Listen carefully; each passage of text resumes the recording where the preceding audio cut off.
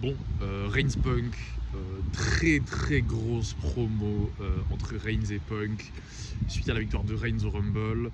Donc bah visiblement on a l'air de diriger vers Reigns Punk à WrestleMania. Bon, j'en profite pour rappeler un truc. Si vous avez des catcheurs favoris qui ne se retrouvent jamais sous des lumières aussi importantes, c'est probablement car ils ne savent pas faire ça. Ce que vous avez vu sur ce segment, dans le main event. La compagnie, ou dans le monde entier, c'est la compagnie la plus axée divertissement, promotion, promouvoir, vendre, hyper, raconter. C'est les politiciens, c'est les blabla. Ça blablate dans le main event, il faut blablater. Donc, bien évidemment, je vais parler de catcheurs préférés, à part LA Knight, parce que LA Knight c'est criminel. Voilà. Donc, bon, Punk c'est Punk.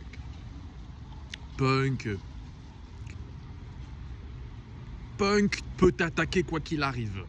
Même les mecs inattaquables, il les attaque. Il a terminé des Rock, il a terminé des Cena, il a terminé tout le monde. Et là, il a sorti quand même des grosses bastos sur Reigns. Reigns est quand même quelqu'un de très grand, surtout grâce au programme dans lequel il a incarné le Tribal Chief, donc la Bloodline, au cours de ces dernières années.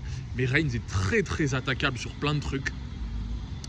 Par contre, Reigns, historiquement, c'est quand même un mic worker moyen, quand même, qui a fait ses preuves dans un programme très orienté storytelling et où en fait, ses qualités de mic worker ressortaient le plus dans le fait de faire vivre son groupe, sa famille, donc la dynamique de groupe, les promos avec ses cousins, Paul Heyman, Sami Zayn, machin. Par contre, en défense de titre, ou en tant que challenger, Reigns, ça n'a jamais été historiquement dingue, mais là, c'était pas mal du tout. C'est peut-être, moi en tout cas, l'une des meilleures promos de Reigns que j'ai vues depuis un moment, et peut-être de toute sa carrière. Il s'est mangé des sales bastos, mais il a très bien rebondi sur des propos et des idées assez puissantes quand même de la part de Punk. Donc là, le truc maintenant, c'est que Reigns, il a peut-être sorti une de ses plus grosses promos. Punk, c'est une pipelette, il peut faire ça toute l'année, tous les jours. Maintenant, à voir ce que ça peut donner sur un programme, parce que là, du coup, faut attendre jusqu'à Mania maintenant.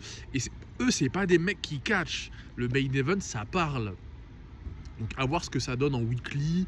Comment est-ce qu'ils vont orienter un peu ce programme-là, Reigns Punk. Est-ce que, même si Reigns vient de dire que visiblement il choisit Punk, est-ce que ça va être vraiment Reigns Punk ou que Reigns Punk à la fin? Donc à voir, car c'est vrai que là, un Reigns Punk en promotion de combat jusqu'à Mania, même si c'est des géants du main event, quand Reigns il est pas là, Punk il peut parler tout seul, et inversement, il y a des weekly où peut-être Reigns il va parler et Punk sera pas là, genre SmackDown, je sais pas quoi. Mais à voir quand même ce que ça peut donner, parce que là, Reigns, il a peut-être sorti vraiment, peut-être les meilleures balles qu'il avait dans son chargeur, sauf que Punk, il a une sulfateuse. Peut-être que Reigns, il a quoi? Il a un revolver, qui fait très mal, bien sûr.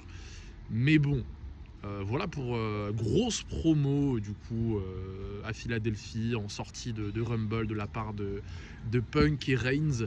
Punk, c'est du Punk, mais je tenais quand même à faire cette vidéo pour quand même souligner la presta de Reigns. Reigns qui n'est plus souvent là, car bon, aujourd'hui, il incarne une puissance qui est toute seule dans sa catégorie. Il n'y a que Reigns qui peut se présenter ainsi, performer de la sorte, avoir ce niveau de présence et tout. Et en fait, typiquement, je vais terminer sur ça. Beaucoup de gens remettent en cause le choix Reigns-Rumble. Les gars, Reigns, il est dans une catégorie à lui tout seul. Et en fait, même s'il peut y avoir des catcheurs pour qui le Rumble, la position, donc le fait de gagner un Rumble peut leur permettre de gagner en puissance, en étant du coup sous les lumières les plus importantes d'une Rodamania. Dans une ère où tu as Roman Reigns de dispo, en fait, c'est normal de choisir Roman Reigns, car Roman Reigns, en fait, il déclenche des leviers financiers et économiques qui sont juste, en fait, hors catégorie. Et ça, c'est le business, quoi qu'il arrive, en fait. Et même en termes de divertissement, t'es servi avec Reigns. Donc, il n'y avait pas tant d'autres candidats éligibles à pouvoir prendre le Rumble. Hein. L'angle breaker, il était très intéressant à voir ce que ça va donner. En plus, je vais venir après. Gunther, il aurait pu, mais bon, c'est pas encore un mec aussi vendeur pour pouvoir être le centre de l'attention d'une Roadmania, surtout quand t'as Reigns de dispo. Reigns, les gars, c'est juste, c'est box office, hein, c'est juste ça. Hein. Donc voilà pour la promo Reigns Punk, excellente promo entre les deux. Les grandes lumières, le grand stage, le main event, les grandes puissances. Et c'est ça qui fait que les programmes et les matchs sont grands, c'est le blabla.